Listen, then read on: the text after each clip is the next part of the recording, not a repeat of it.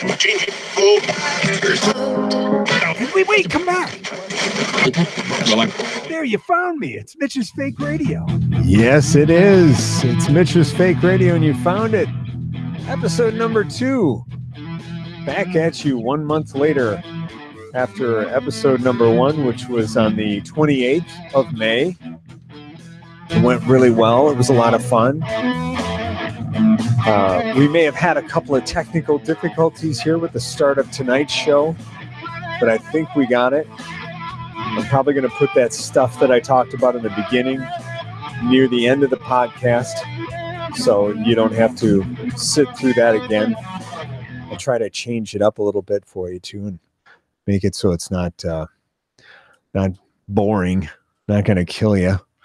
So it's been a great month. Summer's going great. I've DJ'd some weddings and had some time with the family, and of course I've been to Goodwill. I love to go to Goodwill. It's always a good time. In fact, I was at Goodwill last week, and an old guy walked in, and he walks up to the counter, and he said, "Do you have one of those mosquito candles? You know, with the salmonella?" Citronella. It's not salmonella. And the guy at the counter says, "Yeah, back wall. Just don't eat it. It'll make you terribly sick." So that was cool. And I was in there the other day, and I saw my friend Steve. He's another dude like me that goes to Goodwill from time to time, and told him I was going to see ZZ Top and John Fogerty on Wednesday night at DTE, which is going to be a great show. He says, "Oh, you're going to see ZZ Top? I saw them in '90 in Texas. It's a great show." I says, "Yeah, it will be a lot of fun." He said, "ZZ Top, you taking your sleeping bag?" And I'm like, "You can't. Oh, sleeping bag. I get it. Slip inside my sleeping bag." I just did my best ZZ Top for you. So that's going to be fun. I'm going with my old best friend Reggie and my brother Brad. That's going to be a great show. The three of us guys are old roommates from South Carolina back in 1987. We all lived together for a very short time, so it's going to be kind of like a reunion with some old classic rock and roll. So that should be quite a bit of fun. I've been eating well, doing my best to eat good. I am a gluten-free guy. I love being gluten-free. I don't eat any wheat products, and I feel very good doing that. In fact, last night I cooked a bunch of pork, some venison, and some turnip greens. Turnip greens. It's like the big leafy parts of turnips, and they cook up so good. It's kind of like a hearty spinach. And boy, I am just shitting like a goose today. It is fantastic, but it's firm and round, no more smell than a biscuit.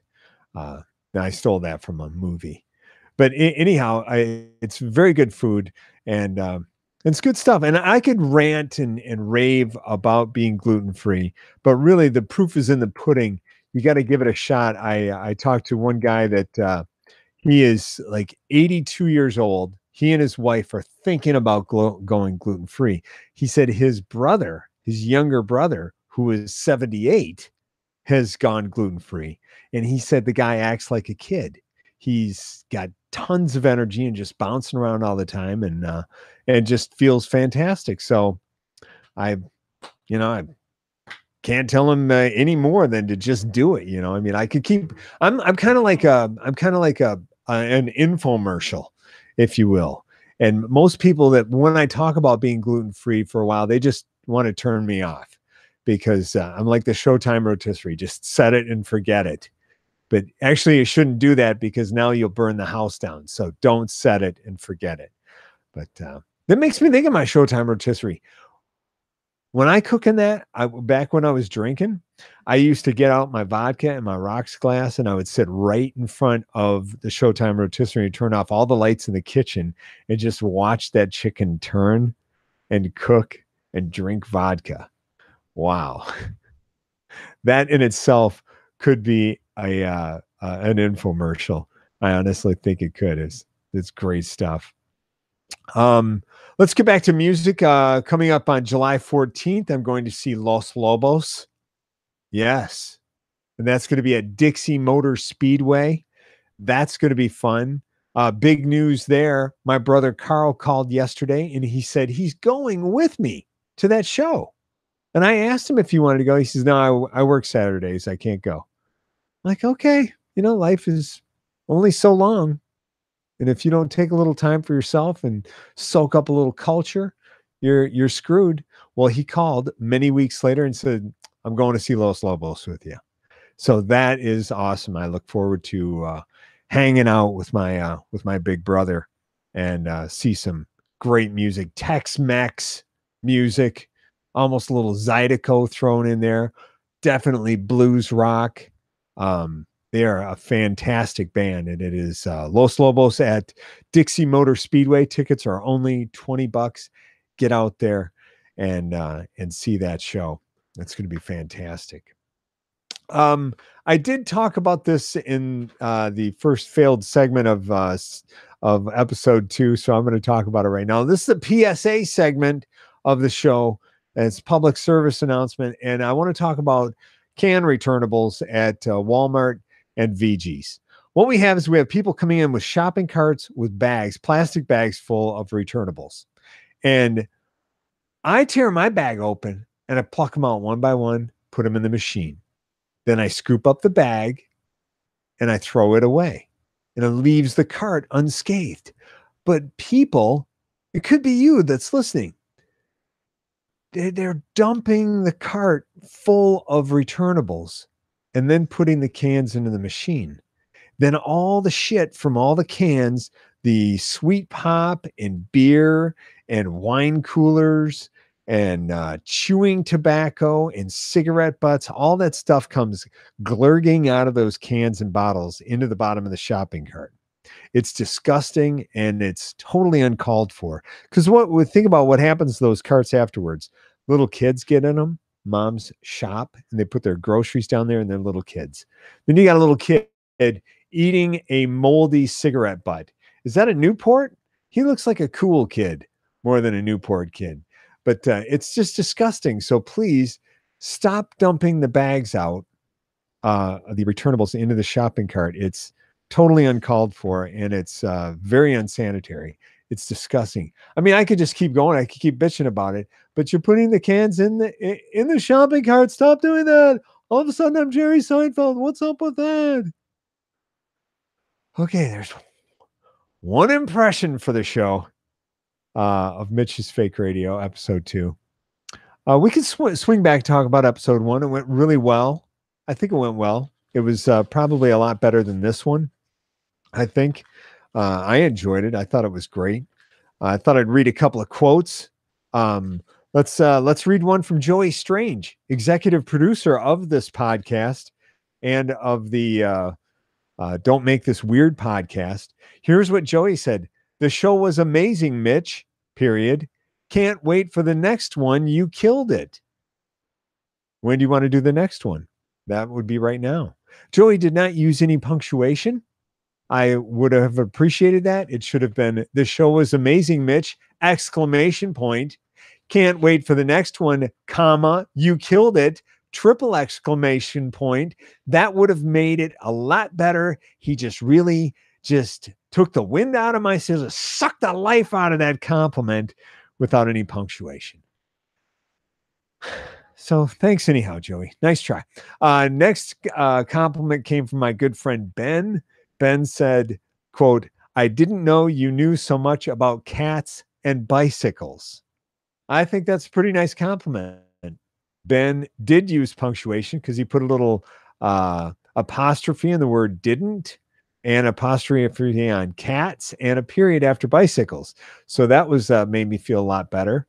I'm taking that as a win. It was a nice compliment, I think. And then lastly, I got a compliment from my brother Carl that's going to see Los Lobos with me. Carl said it was very relaxed and laid back, period. Enjoyed it and look forward to your next podcast, 2 separate words, out there on out there on that there interstate. He doesn't understand the web at all. He really struggles. And then he says, ... going sleepy now, night, NITE.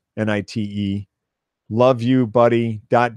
talk to you soon. TLK, number 2, letter U, SOON. So he's trying, he's getting there. He's getting there. If he just keeps going, he'll just fake it right into knowing exactly what he's talking about. So good podcast. I enjoyed episode 1 and am currently enjoying episode 2. Carl's been a big influence on me my whole life. I remember back when I was 10 years old, he took me to lunch just out of the blue, just said, hey, let me take you to lunch.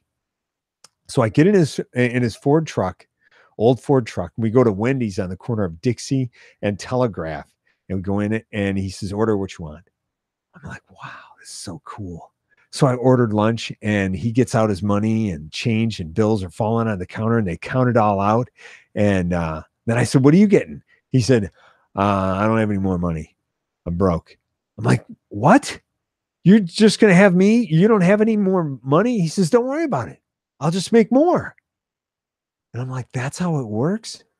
You spend all your money, then you go make more? He says, yep. And right then, that day, he built a work ethic in me that I carry today. I make money, I blow it all, and then I go make some more. So that's pretty cool. And then a couple of years later, when I was 16, I did get a job at Burger King at the Pontiac Mall, soon to turn into the Summit Place Mall, and then into nothing because now it's closed. I was working there at the Burger King, and Carl came in to visit, and it was pretty cool. So we're chatting, and then I said, hey, do you want some French fries? He's like, yeah. So I go over, I got a big bag, and I started filling French fries. Filled the whole bag, and it's one of those bags you could put like 4 meals in, the big one. And it just kept getting bigger and bigger, and I could see Carl's face as it was red and his body was gyrating. I look over, and he was laughing silently.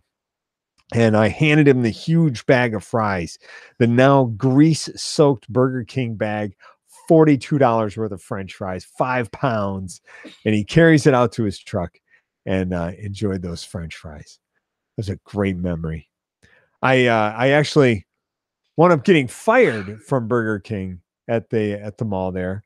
I had 3 strikes and got fired from Face, aka Eleanor. Her name was Eleanor, but we called her Face because her face started here behind this ear and went all the way around to behind the other ear. And because she was really kind of very bizarre looking. And so Eleanor fired me because I had blue boots on and wore the wrong color boots. I said, you're firing me because I have blue boots? And she says, yep, 3rd strike. Sorry, Mitch, you're fired. So I grabbed a chicken sandwich and I walked out. That was it. That was the end of my career at Burger King. So, hi, Mike Ball. That's my friend Mike Ball. He likes Mitch's fake radio. Far out.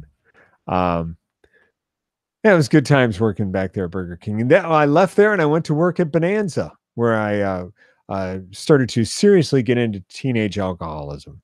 It was the best place for me to study with my good friends there at Bonanza on Dixie Highway in Waterford. So good stuff. So we talked about the shopping carts. Please don't dump your waste into the shopping carts because it's disgusting. I thought we talk about let's see, talk about my cat some. I've got one cat. His name is Balls. He's a great cat. I love that cat. He's been pretty social. We have a good time together. Let's see. Yeah, that's all right. We can come back to that because I had something else to go with that. I thought I'd talk quickly about HHM Fest. That's Hell's Half Mile Music and Film Festival. It is coming up the end of September, the last weekend of September. You got to make sure to get your tickets early for that. Get the whole weekend pass for 55 or 60 bucks, I think. But you can find out more about it at hhmfest.org, I think, this year, because they're now a nonprofit organization. But you'll see some fantastic independent films and bands at HHM Fest. All kinds of venues all over Bay City, Michigan. I go every year. I usually book a room and ride my bicycle from event to event. And I will mention this at probably most of my podcasts right up until HHM Fest happens. So be sure to go on the internet and look at hhmfest.org and find out more information. So maybe we can hang out at some events. So I did want to talk about Balls, my cat, and I wanted to talk about burying cats. But first, I thought I'd talk to you about a memory I had with Balls. We had a talk just the other day. It went really good. Here, Balls. Come here, kitty. Come on. Come here. Hey, Balls, why do you walk on my bed at night? And you walk on my pillow and sometimes on my face and my nightstand. You walked on my alarm clock and woke me up. What Balls? Get the fuck out! Get out of here! Get! What is up with that? Oh, well, it's actually multifaceted. It's one of a few reasons. Really? Number one, my food dish is empty, and that's all on you. You should have filled it before you went to bed. Yeah, my bad. And number two, I might have to pee, which is actually a number one. Yeah, I get it. But anyhow, I have to pee, and I need to be outside. I don't like to use the box. That's beneath me. Okay. And number three, I get bored at night, and I'm really into you. Oh, I don't thanks. know if you've noticed. And number four, I'll hear a cat outside, and I don't know if I'm going to have to fuck him or kill him. Wait a minute. You mean you'd actually kill another cat? Well, I probably wouldn't kill him, but I mean, I've fucked some cats up. I've fucked some of these hood cats up pretty bad. But then I've also had my ass handed to me a few times. Oh, yeah, I know. I have cleaned many of your war wounds. Yes, you have. And thanks, by the way. Oh, and that one stuff you use, it stings and it tastes like shit. Don't ever use that again. I hate that stuff. It's peroxide, Balls. I have to use it. It kills infection. I just fucking hate that shit. Look, my original point was, please stay off my pillow. Don't make me lock my bedroom door. You wouldn't dare. Don't push me. Okay, I'm sorry, but I'm not going to stop looking at you. What did you say? Oh, nothing. Yeah, he's a great cat. I love that cat. He's my little buddy. The cat that I had before him was Scribbles, and I talked about it last episode that Scribbles passed away from feline immune deficiency virus, which you can get a vaccine for. You know, he is like Balls is vaccinated for it, and you have to get it every year, and you have to also stay on top of it with I think I use this Revolution stuff on Balls. I have to put it on every month. Helps keep him safe. So if you have a cat, you should do that. Also, spay and neuter your cats, please, because there's so many cats in neighborhoods all over America where I hate to be a Bob Barker, but you gotta do that. You have to spay and neuter your cat. So I thought I'd talk about burying a cat. When I buried Scribbles in the backyard, I dug a very deep hole. I'm talking that hole was 3/4 of the length of the full-size shovel. I went way down there, a long ways. And I did find out you're supposed to put your cat in a plastic bag before you put him in the hole. But I thought, I'm going so deep. Nothing's going to dig him up. No way. So I went in the house. I got a very nice, soft, super old bath towel, very soft, and brought him out. I wrapped him up in it. And my son and I lowered him down into the hole. And then the cool part was, before I dug the hole, I laid some black plastic on the ground next to the hole. Then when I dug the hole, all the dirt went on the black plastic. So when I was done burying when I dug the hole and put the cat in the hole, I just pulled the black plastic over and all the dirt fell into the hole seamlessly without any effort. My son wanted to like scoop some in on him. I'm like, no, check this out. Watch. This is going to be awesome. We're both crying, but so anyhow, the dirt went in and it filled the hole perfectly. It was the best. So I'm ready when Balls dies. I know exactly how I'm going to bury him. But you got to go deep enough. If you don't, say a few words. Because when I killed Deirdre was my first deer about 6 years ago. I buried her head in the ground, not deep enough. And then my in-laws, yellow lab Sophie, was walking around the property with Deirdre's head in her mouth. And it was half decomposed. It was really disgusting. Of course, she thought it was the best ever. Is this disgusting dead deer head? But you've got to go deep enough and use the black plastic, and that's right there. That's the best way to bury a cat is to use the black plastic. And I think that it would be handy if like for an ex or a boss or something, you could probably use the black plastic with the same way, but you might not want to dig so deep. So that's something you might want to think about next time you have to bury somebody or your cat in the yard. We're going to take a quick break here, and we'll be back in just 1 minute or so. This is the Strange Friends Media Group. Be sure to listen to Don't Make This Weird podcast Thursday nights at 8 on Facebook and YouTube with Heather, Tony, and the president and CEO of Strange Friends Media, Joey Strange. It's 2 hours you'll never get back, but you'll be glad you blew it with them. The Don't Make This Weird podcast exclusively on Strange Friends Media Group. Oh, that's kind of weird and nice. That's like their podcast. It is weird and nice at the same time. So I don't know if I mentioned it, but I'm a wedding DJ. I probably did mention that in episode 1. I only do about 10 weddings a year, so it's not like I'm out, shopping for business, but I'm very good at it, and I have a great time when I DJ. So that's fun. And I thought I'd talk about this little girl that came up at a recent wedding, and she came up and she asked for a song. She's like 5 or 6 years old. Just a really cute little girl. I'm looking for the song. I can't find it.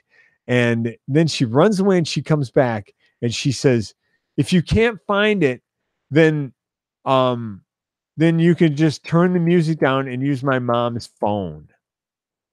And I thought about that, and I saw myself just turning all the music down and holding the phone up and saying, shh. People would be dancing to it very, very softly to that. So a few minutes later, she comes back up and she says, can you play God? And I said, well, I do sometimes, but my son and my coworkers hate it. She didn't get that joke, but I said, well, who sings it? She goes, God? I said, nah, I don't think so. I think he quit recording a few years ago. She says, oh, no, I see him at church every week. And I said, well, what does he wear? He wears a skirt and a shirt. I said, well, okay, I'll see if I can get that on for you. That was it. I don't know who sings that song, God, that she's talking about, or the artist, but that was cool. And then another wedding, very, very beginning of the night, this gorgeous girl in her early 20s comes up to me and she says, can you play Bad Girlfriend? And I said, yeah, probably like later tonight. I might be able to do that for you. She says, yeah, you can't play it now. You have to wait till I've had enough to drink. I'm like, okay. So several hours go by. It's late. I'm talking to a guy, one of the guests who we're talking about stuff. And this girl comes back up. She says, it's time. And I said, Bad Girlfriend, right? She says, yeah. But wait, I have to pee. So she walks between me and my gear over to my right, which is in the backyard. We're in the backyard for this wedding. And she goes over by the woods about probably 30, 40 feet away, maybe. And she flings her hair forward and bends over and pulls her pants down. And this guy next to me, and he says, "Is she pissing?" I said, "Yeah, she's beautiful and she's pissing right there." And then she peed and her hair's hanging down. It was really kind of pretty blowing in the wind like that. And then she shook her ass real hard and pulled her pants up and jumped a couple times to snap them and came over and flung her finger at me and said, "Play it." So I played Bad Girlfriend, made her very happy. And she came up after that song and she said, "I'm in college right now. And when I'm done, I'm going to find a guy and I'm going to marry him. And you're DJing my wedding." And I said, "Well, that's cool." And I fished out a business card. I gave it to her and she walked away. And I thought to myself, well, I'll have a nice memory to recall at the wedding. I'll never forget when I met Brenda. She came up to me at a wedding and said, "Can you play Bad Girlfriend?" But not until I've had enough to drink. Then she pissed in front of me and I played her request. And now she's so beautiful. What a gorgeous bride. It's going to be a very, very special wedding and a fun thing for me to recall for her at her wedding when I'm there DJing it for her. It's going to be cool. So I've had a rash of lost chip clips in my house. You know, the clips that you put on the top of the potato chip bags. I have a son that lives with me, and I went to his bedroom to see if he was in there. He was not. And lo and behold, I found 6 chip clips in his room. No chips, just the clips. So there's really no joke, no significance to any of this. It's just the chip clip mystery has been solved at my house. So I'm pretty excited about that. He's got a lot of stuff in his room. He's got to clean his room. I need to clean my room. I need to clean my house. I'm going to be 54 years old in 2 days, and I've got some pretty serious shit build up.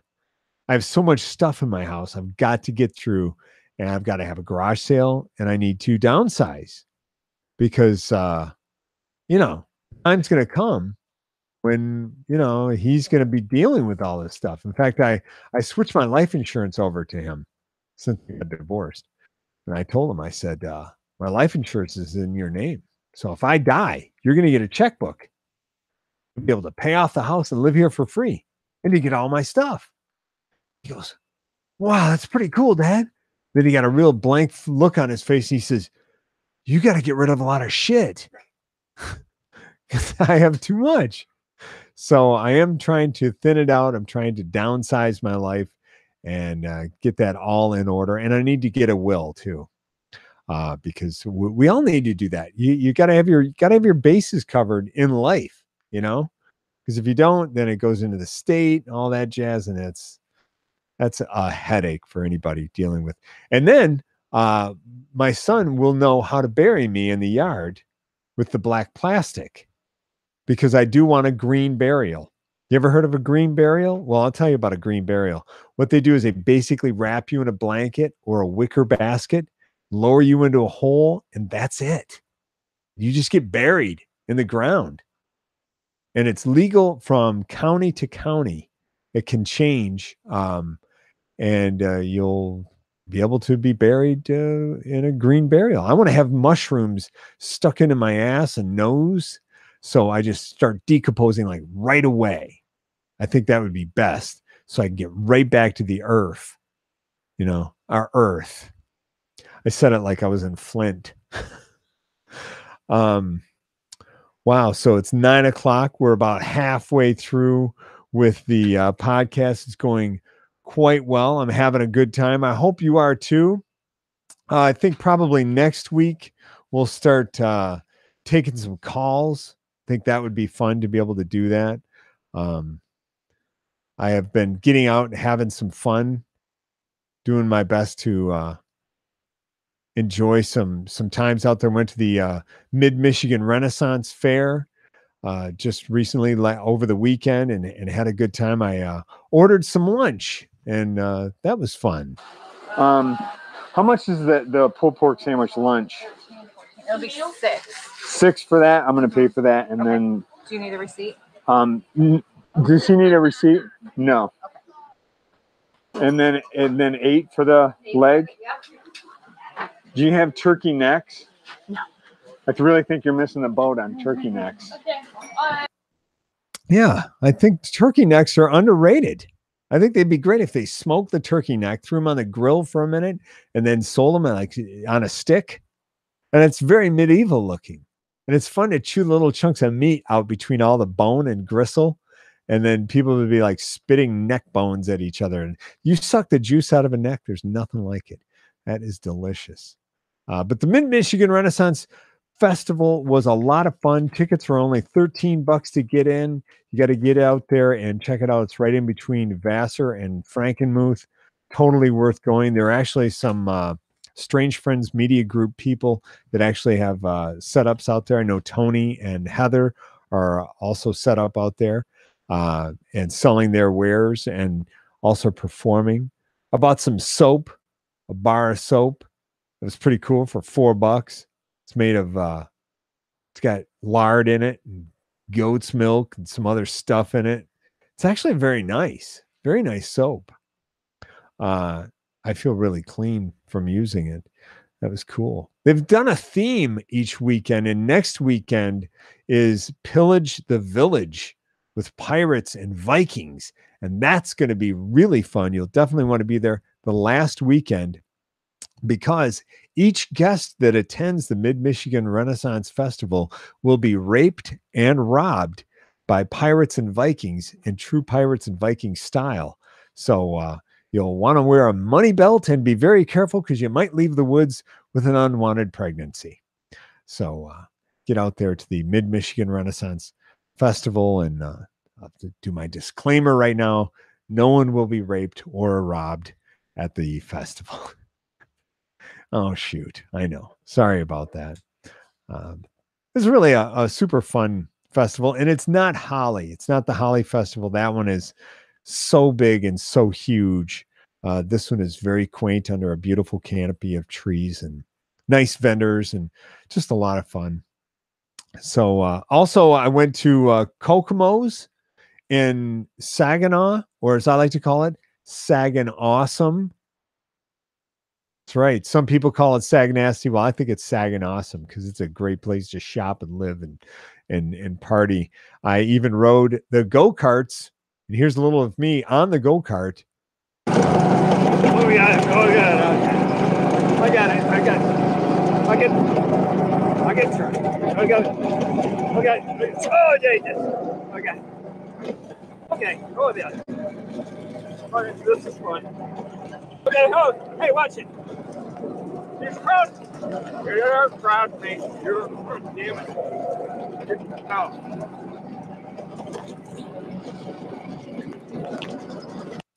Yeah, that probably could have been shorter.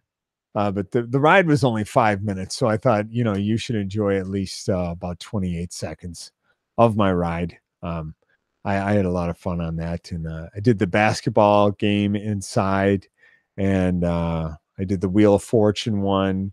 I did beer pong, which was really cool. They've got a beer pong vending game right in there, and you can play. And little kids like that, because if you get enough points, they give you a beer bong right there. They'll, you do a jumbo of Colt 45. The kids love that. It's really delicious there at Kokomo's in Sagan-Awesome on Tittabawassee Road for all the kids to enjoy. So there's speaking of riding the go-karts, Danica Kirkpatrick? That's right. I don't watch much sports or news, and I thought his name was Dana Patrick, but it's actually a woman, and she's quite attractive, and it's Danica Kirkpatrick, and she retired at the Indy 500. She came in 32nd. She won $220,000 and she crashed the car. That's a good job. I want that job. Mitch, you're dead last again. Here's a bonus. And you crashed the company car. Good job. See you back here next week. It's like, what is she going to do after that kind of job? Is she going to work for the Detroit Lions? That's about the only other job you could crash the company car and still keep your job. So anyhow, did I talk about Goodwill? I don't know if I talked about it.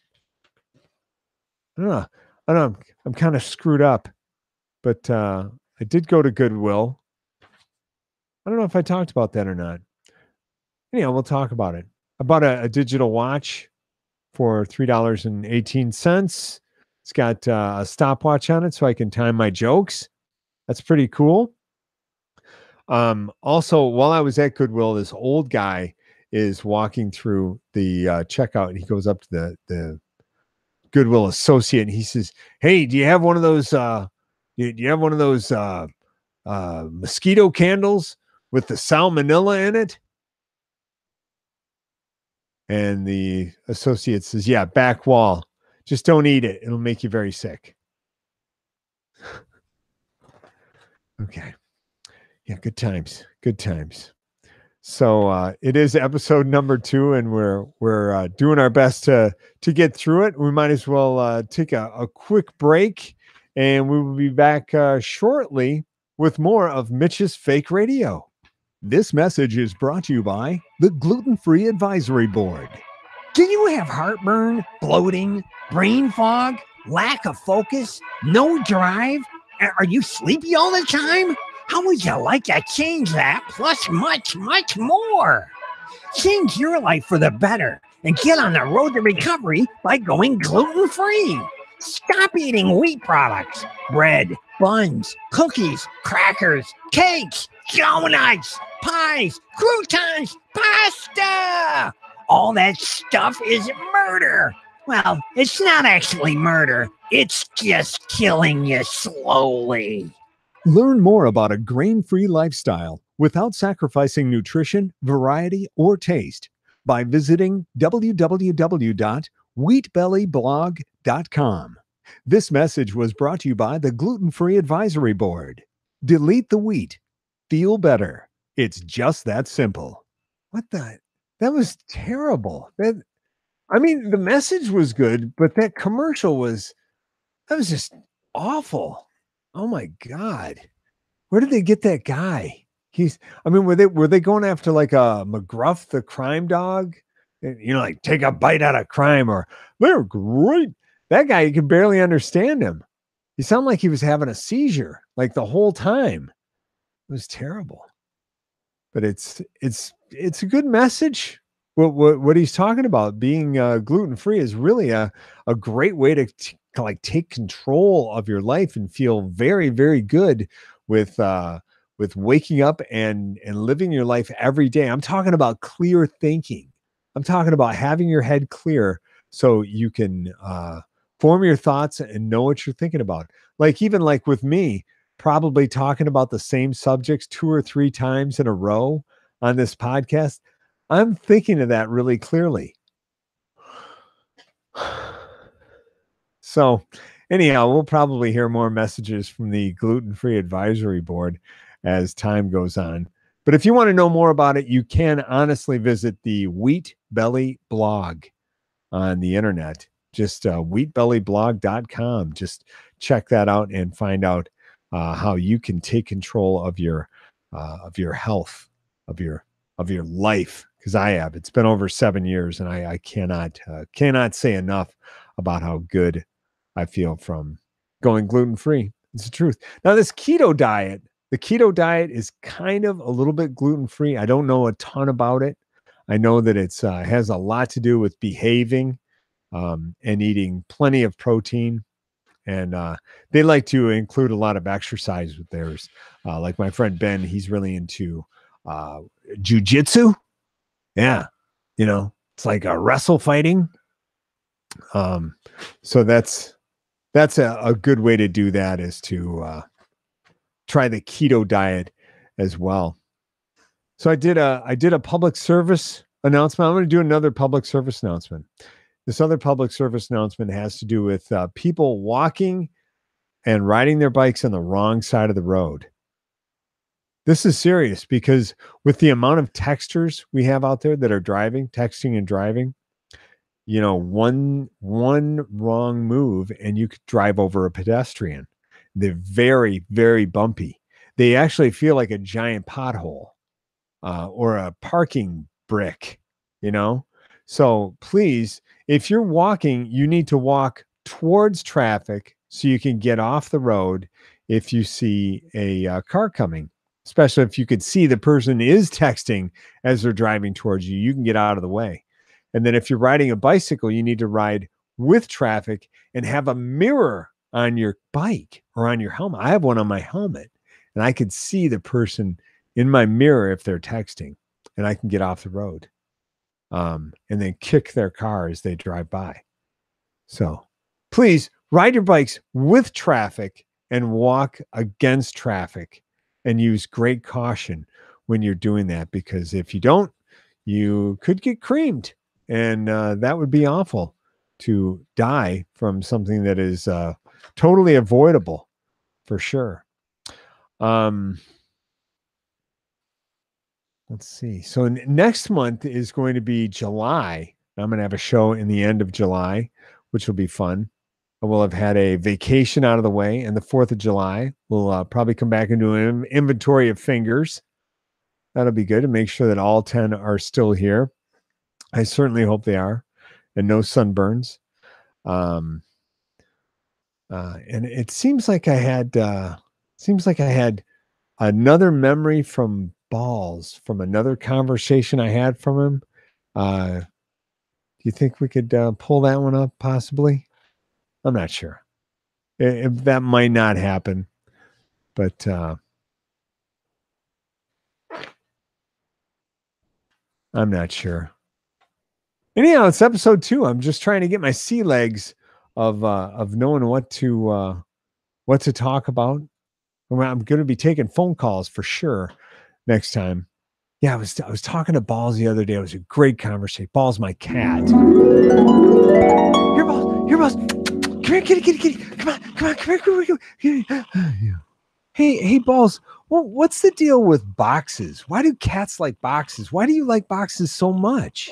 Well, actually, I think historically, genetically, at least with me, I believe I was originally a cave dweller. So I really like the dark, enclosed vibe of a box. Oh, so you mean like... Also the feeling of the cardboard itself. I get off on that. I like the roughness of it. It feels like rough paper. I like the feel of it against my paws and against my fur, and I like to bite it. I like to bite the cardboard. It's very abrasive. It's like me. I'm very abrasive. I have a very abrasive personality. You have an abrasive personality? I never got abrasiveness from you. Oh, yes. I'm very abrasive. You're actually usually very affectionate. I mean, when we play, sometimes we get a little rough, and then you'll give me a little love bite, but then you turn right around and lick me. You're very sweet. Well, that's because I love you. Oh, well, I love you too, little buddy. That's just about one of the coolest cats I've ever had is Balls. He's a red cat, if you're curious. I'm probably going to wind up putting some pictures on my Facebook on Mitch's Fake Radio of Balls. I think I have a couple pictures of Scribbles, my old cat, which I will probably put those up too. So you'll have a memory for yourself of my cats. I wanted to mention that I have my comedy show. Mitch's Get a Room Comedy Club is coming up. Will be happening on September 22nd at the Brentwood here in Caro. I am in the process of booking comics for that show. Tickets will be $15. It is a fantastic show. If you haven't been, ask around from your friends and neighbors, and you'll probably know somebody who's been to one of these shows if you're in the Caro metropolitan area.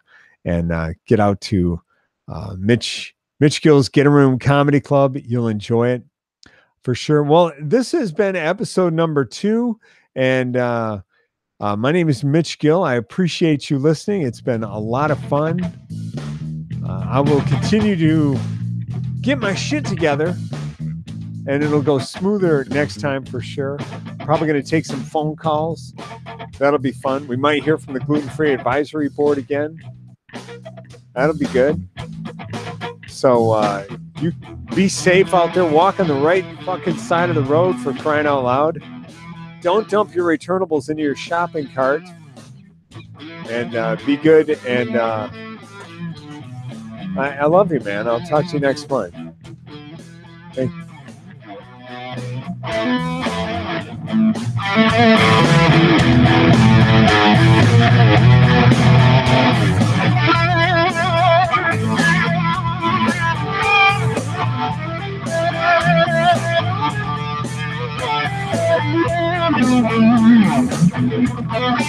Thank you.